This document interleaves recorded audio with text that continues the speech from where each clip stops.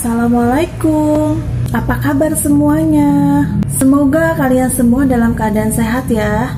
Selamat datang di Anindya Channel 99. Kali ini aku akan menceritakan part 2 dari film Puss in Boots, tentang kisah seekor kucing yang selalu dihianati oleh teman dekatnya. Oke guys, dengan tidak berlama-lama lagi, kita langsung saja tonton alur ceritanya.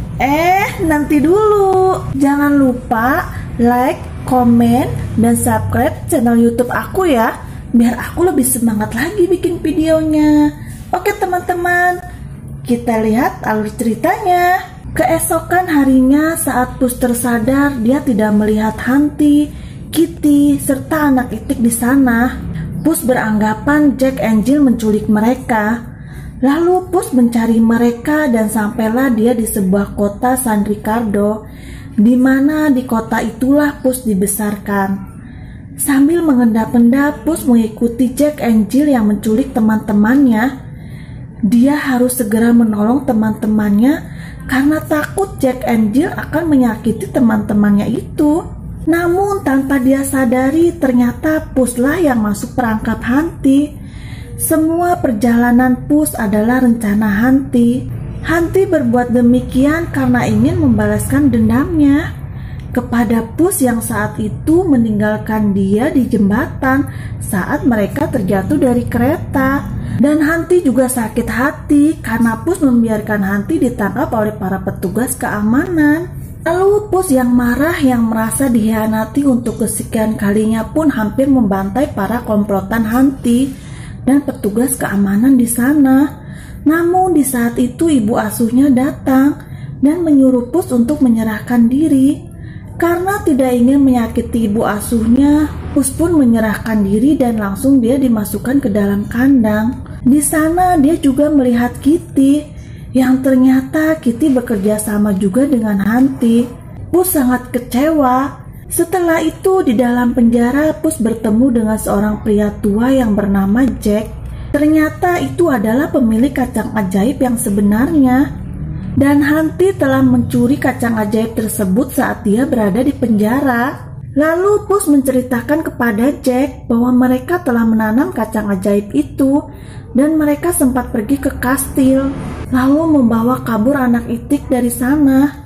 Jack yang tahu kalau Hunty dan Puss telah menculik anak itik dari kastil mengatakan kalau secepatnya mereka tidak mengembalikan anak itik itu kepada induknya, maka induk angsa itu akan turun ke bumi dan menghancurkan semua yang ia temui demi mendapatkan anaknya kembali. Mendengar hal itu, Puss langsung meminta kepada petugas untuk membebaskannya. Namun petugas tidak menghiraukan dia. Hingga akhirnya Puss pun mengeluarkan jurus andalannya agar para petugas itu mengeluarkannya dan rencananya pun berhasil. Akhirnya petugas itu membukakan pintu untuknya. Lalu tiba-tiba Kitty datang menolong Puss dan Kitty meminta maaf kepada Puss atas semua kesalahannya. Karena Puss baik hati, dia pun langsung memaafkan Kitty. Karena penjaga tiba-tiba datang, Kitty menyuruh Puss segera pergi dan Kitty akan menghadapi para penjaga itu. Setelahnya Puss mendatangi Hunty dan segera meminta maaf atas kejadian masa lalu yang telah meninggalkan Hunty saat akan ditangkap oleh para petugas keamanan. Dan di sini Puss mengatakan kepada Hunty harus segera mengembalikan anak itik itu kepada induknya. Karena kalau tidak, induknya akan segera datang dan menghancurkan mereka semua. Puss pun mengatakan kepada Hunty harus bertanggung jawab atas semua kekacauan yang dibuatnya. Setelah pikiran Hunty tercerahkan dan sadar perbuatannya salah, Hunty pun bersedia untuk membantu Puss mengembalikan anak itik itu. Tapi terlambat. Tiba-tiba angsa raksasa itu datang dan dia yang melihat para warga sedang memegang telur emas menjadi marah dan langsung menyerang mereka. Tapi Puss yang berani menaiki angsa itu dan menuntun angsa itu untuk menjauh dari para warga dan membawanya ke suatu tempat.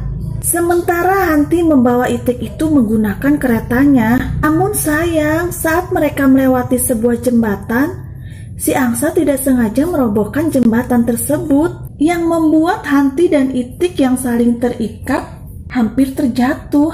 Untungnya Pus segera menarik keduanya. Namun karena Pus yang sudah kehabisan tenaga, dia pun harus memilih siapa yang harus dia selamatkan terlebih dahulu. Bersamaan dengan itu, tali yang mengikat sang Itik hampir putus, dan Hanti yang mengetahui hal itu langsung bersukarela mengorbankan dirinya.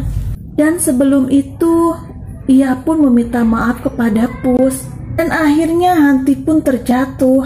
Lalu Pus segera mengembalikan anak Itik kepada induknya. Dan saat Pus melihat ke arah Hanti terjatuh, Pus merasa heran karena Hanti berubah menjadi telur emas.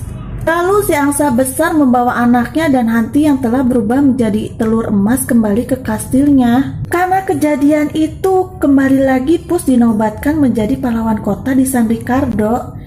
Ibu asuhnya pun bangga kepadanya. Akan tetapi karena para petugas keamanan di San Ricardo sedang memburunya, Pus pun memutuskan untuk pergi dari kota itu. Pus pun pamit kepada ibu asuhnya untuk pergi ke perbatasan dengan ditemani Kitty.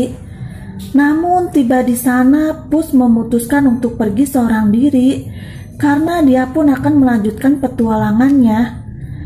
Dan di sini pun film berakhir. Oke guys, sampai di sini ya ceritanya. Sampai ketemu di alur cerita film selanjutnya. Semoga kalian suka ya.